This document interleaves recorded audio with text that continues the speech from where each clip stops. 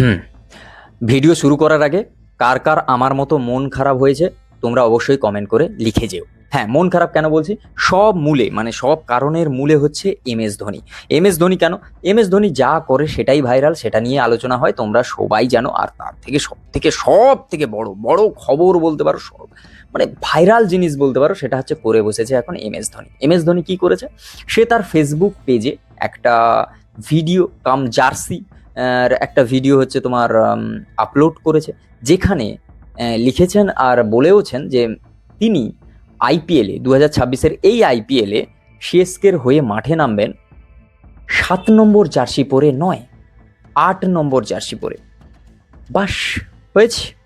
7 নম্বর jersey বলতে আমরা MS ধোনিকে দেখি, আর ফুটবলে 7 নম্বর জার্সি মানে রোনাল্ডো ছাড়া আমরা কাউকে দেখতে পাই না আশেপাশে। 7 নম্বর জার্সি বলতে দুটো জোনে এই দুজন ব্যক্তি ছাড়া 7 নম্বরের সঙ্গে কারোর নাম যেতে পারে, ব্যাপারটা ঠিক মেনে নেওয়া যায় না। এবার তাহলে কি সিএসকেতে 7 নম্বর জার্সি তো আর ফাঁকা বসে থাকবে না।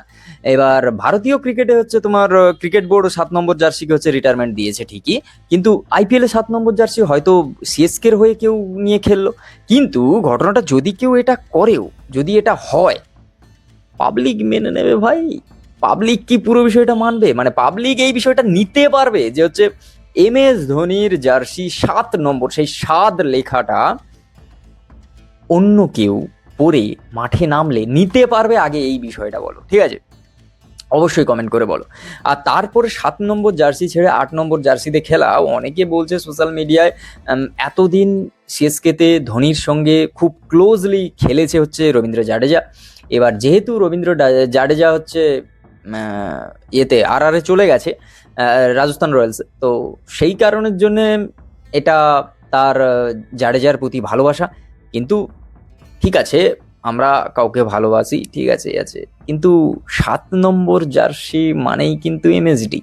এবার এই বিষয়টা নিয়ে মানে একেবারে সোশ্যাল মিডিয়া পুরো তুঙ্গে ভাই, পুরো তুঙ্গে। মানে পশ্চিমবঙ্গে এখন ভোটের মাহল, ভোট নিয়ে ট্রেন্ডিং চলছে, এবার বিভিন্ন রাজ্যে তাই চলছে, কিন্তু সব কিছুকে ছাপিয়ে দিয়েছে মহেন্দ্র সিং ধোনির এই ছোট্ট একটা পোস্ট, যেটাকে মানে এক প্রকার ধামাকা হয়েছে বলতে গেলে। এবার সত্যি সত্যি দেখার যে যখন হচ্ছে আইপিএলে খেলতে নামবে মহেন্দ্র সিং ধোনি, সেখানে পেছনে 7 নম্বর জার্সির জায়গায় 8 নম্বর জার্সিটা মানে মেনে নেওয়াটা, মানে দেখাটা কতটা কিরকম কি ব্যাপার লাগবে, মানে অ্যাকচুয়ালি সেটা হচ্ছে বোঝা যাবে ভাই। সেটা বোঝা যাবে হচ্ছে আইপিএলে, ঠিক আছে? দেখা যাক কি হয়। এটা একটা ইমোশনাল মুহূর্ত বলতে পারো। মানে 7 নম্বর জার্সি ছাড়া ভাই এমএস ধোনিকে আর কিছুতে মানে কি ভাই, 7 মানে এমএস ধোনি মানে 7 ভাই, কি আছে এটা? দেখা যাক আইপিএলে কি হয়, কি হয়, বা এমএস ধোনিকে এই বিষয়টা নিয়ে যদি কোনো সাংবাদিক জিজ্ঞেস করে সেখানে কি উত্তর দেয়, সেটা জানার বিষয় ভাই। সেটাই একমাত্র, মানে পুরো একবারে ক্লিয়ারিটি নেই যে জায়গায়, যে হঠাৎ 7 নম্বর জার্সি থেকে বেরিয়ে 8 নম্বর জার্সি কেন, আর 7 নম্বর জার্সি কি তাহলে অন্য কেউ পরবে, কিংবা কাউকে কি সিএসকের হয়ে 7 নম্বর জার্সি পরে নামতে দেখা যাবে?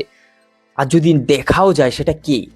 মানে অনেক প্রশ্ন রয়েছে এইসব বিষয়ে। দেখার এবার যে কি হয়।